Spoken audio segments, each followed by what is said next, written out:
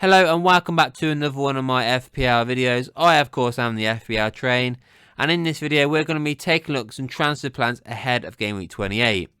Now I'm not going to lie, when I was looking through myself, I'm finding it hard when I'm looking at defenders. There's a scenario defender I fancy right now, and when I'm looking at strikers, I mean I've already said the same strikers. I don't want to repeat the ones over and over again, and everybody's going to be talking about the same strikers to go for, i.e. Slanky, Morris, and of course Tony. So I'm going to forget them and look at other options instead. But that will be revealed, should I say, during the video. But for now, let's look back on Game Week 27 and the transfers I recommended then. And as you can see, starting us off, I said get rid of Espinan. He's not playing, and it's not looking great for him in the future. He in fact starts against Fulham and plays 90 minutes. But Brighton being Brighton, and by that I mean unpredictable, they got absolutely battered by Fulham 3-0. And he ended up with no points at all for him. So it wasn't the worst option. Well, it wasn't the worst suggestion in the world for me, was it?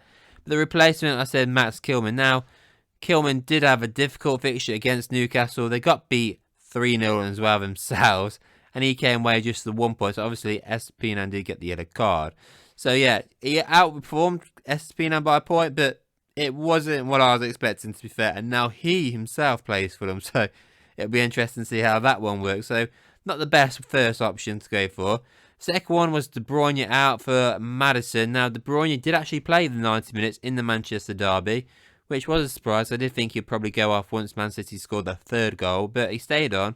But, you know, didn't perform in the end in terms of assists or anything like that. So, he only got the 2 points in the end. So, you know, not the best for him, really, for De Bruyne owners. The replacement, though, Maddison did outperform him, got 5 points, got the assist in the 3-1 win against Crystal Palace.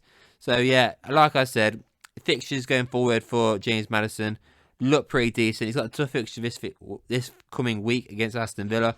But after that, he plays in Game Week 29 because there's no blank for him against Fulham. And then he'll also play, obviously, against the likes of Luton and Forest to come. So, yeah, decent run of fixtures for him now. So, yeah, I think that one was definitely a good option. I'm really happy. Obviously, he did outperform, obviously, Kevin De Bruyne. And that leaves my final option is obviously, well, the final suggestion that I made. And that was, of course, getting rid of Højlund, out injured. Makes 100% sense, so he got no points.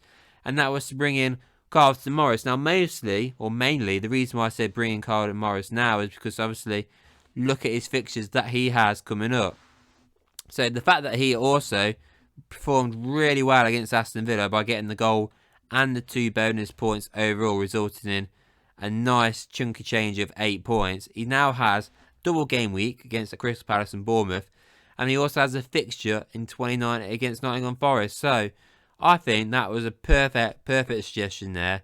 I was really happy with that one. So yeah, absolutely smashed it. So yes, didn't start off great, but ended pretty well in the end. So yeah, out of the 3 transfers, at least I got 2 of them right anyway. So yeah, pretty decent for me. Usually, you know, well, the last few weeks it's been shocking. So yeah, definitely needed that. But yeah, like I said before, that's why I'm not going to mention a striker change, because obviously I've just mentioned Morris already. So there's no point repeating myself yet again.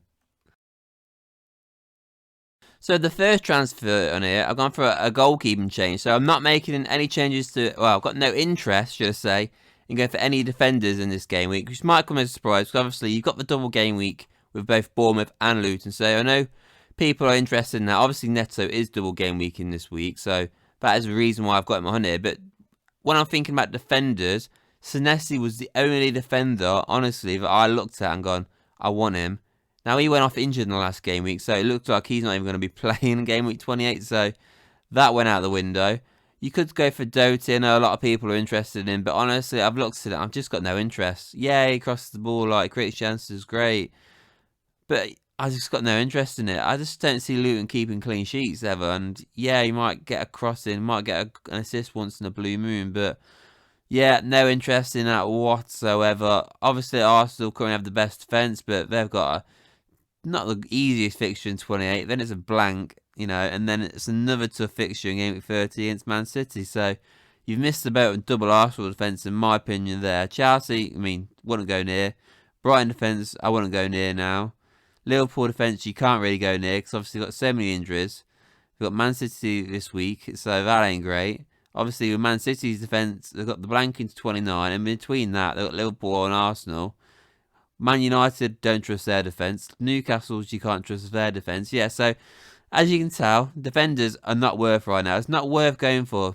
People are, getting -4 hits to bring in a defender. What's the point? Because nobody's keeping a clean sheet, so it's not really worth it. Now, I know obviously goalkeepers are in the same boat here, but I've got reasons for this change. So anyway, we'll go through this one, the reason why this is on here. So, obviously, Alisson's out injured. He's the most expensive goalkeeper, and he's currently out injured now until, well, FPL was saying the end of this month, March. So he's going to be out for a while. So it's not worth keeping him, is it? You know, you could use that money elsewhere. I'm sure by the time the end of the month comes, people are going to be either, wildcarding, transferring out other players, and they're going to need that money that you got built up in, obviously, Alisson to go somewhere else. Like, for example, if Salah comes back. So it just makes sense to get rid of Alisson. There's no point having that much money sitting on the bench doing nothing. And obviously, the replacement I've got here is Neto of Bournemouth. Now, obviously, I've just mentioned it, Bournemouth do have that double game week, which is the biggest reason I've got him on here, because Neto, he's actually had a pretty decent season this season, to be fair to him. He's only collected 6 clean sheets, but, there's not been many clean sheets going around this season. He saved a penalty this season as well. He's done pretty well for himself this season, I'd have to say. He's looked good in the games that I've watched. Obviously, he's just coming back off an 8-pointer against Burnley, but that was Burnley. But then again, that was Burnley, and he's up against now Sheffield United at home, and then Luton at home in a double game week, when he's just got 8 points away from home against a Burnley side who absolutely battered Sheffield United and Luton last season. So I think this is a great opportunity to get Neto, even if it's just for a 1 game week. But even then, he's 4.6 million. He's really cheap. You can afford to leave him on the bench. Obviously, game week 29, he's blanking. But then game week 30, 31 and 32 are really nice fixtures. So he's got Everton, Crystal Palace, and then 32 plays Luton again, right? That is a great run of fixtures for Bournemouth. It's such a shame that Brighton let us down against Wolves in the FA Cup, because they could have had a fixture event in 29 against Wolves, which would have been great. Unfortunately, that's not happened. But yeah, even though they've got the blank in 29, I think Neto is by far a much better option than any other defenders to go for currently right now. So the next one is a midfield change on here, and it's Richarlison out for Ross Barkley. Now, obviously, Richarlison's out injured. It says on FPL he's out for the same time as Alisson. Now, I've not actually checked in detail, but he is out. It's a knee injury. Not worth keeping. He's not going to do anything, so there's just no point keeping in your team, right? And the guy I've got in here is Ross Barkley. Double game week in 28. That is one of the 2 reasons why I think you should go for him. The second one is he's got a fixture in 29. Now, if you're not thinking about free hitting like myself, the best thing is to do is get a Luton player, really. If you think about it, you've got double game week in 28, and then you've got a fixture for 29. It's just an added bonus, really. So obviously, like I mentioned, it's a double game week this week coming. He's not actually done too bad this season, to be fair to him. He's played a lot of minutes. He seems to be keeping fit this season. 3 goals and 4 assists. Yeah, it don't scream out, wow, this guy is going to be amazing. It's hit and miss, really, with him, let's be honest. He's not actually done anything in the last 4 games for Luton. But the only fixture where you look at in the last 4 games is that Sheffield United game where we all expected them to win and they got beat 3-1. The rest of them are, Man United, Liverpool, Villa. Don't expect much from those games, let's face it. They're much better teams than Luton.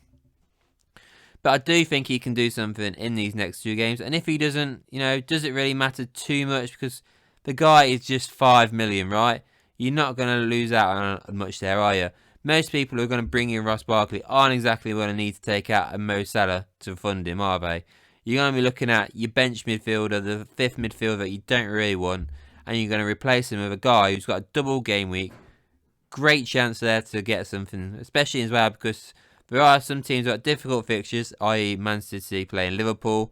So, one of those guys that you can just bench him for that game week, especially if you think about free hitting for 29 anyway, and bring in your double game week player for 28. So, 100% it just makes sense to bring in Ross Barkley for this game week.